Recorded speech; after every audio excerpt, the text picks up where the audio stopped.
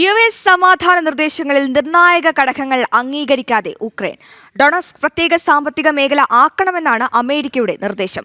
മേഖലയിൽ നിന്നും ഉക്രൈനും റഷ്യയും സൈന്യത്തെ പിൻവലിക്കണമെന്നും അമേരിക്കയുടെ സമാധാന നിർദ്ദേശങ്ങളിൽ പറയുന്നു.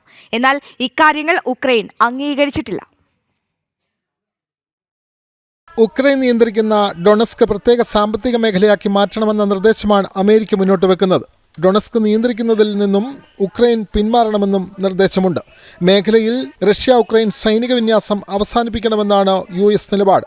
അമേരിക്കയുടെ 20 ദിന സമാധാന പദ്ധതിയിൽ നിർദ്ദേശമുള്ളതായി ഉക്രൈൻ പ്രസിഡന്റ് വ്ളോഡിമിർ സെലൻസ്കി പറഞ്ഞു. നിർദ്ദേശം ഉക്രൈൻ അംഗീകരിച്ചിട്ടില്ല.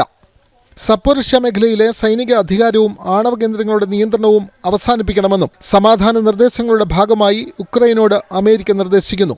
രണ്ട് വിഷയങ്ങളിലും തീരുമാനമാകാത്തത് സമാധാന ധാരണ നടപ്പാക്കുന്നത് വൈകിപ്പിക്കുന്നുവെന്നാണ് ഉക്രൈൻ പ്രസിഡന്റ് അഭിപ്രായപ്പെടുന്നത്. ഇന്റർനാഷണൽ ഡെസ്ക്, ജനം.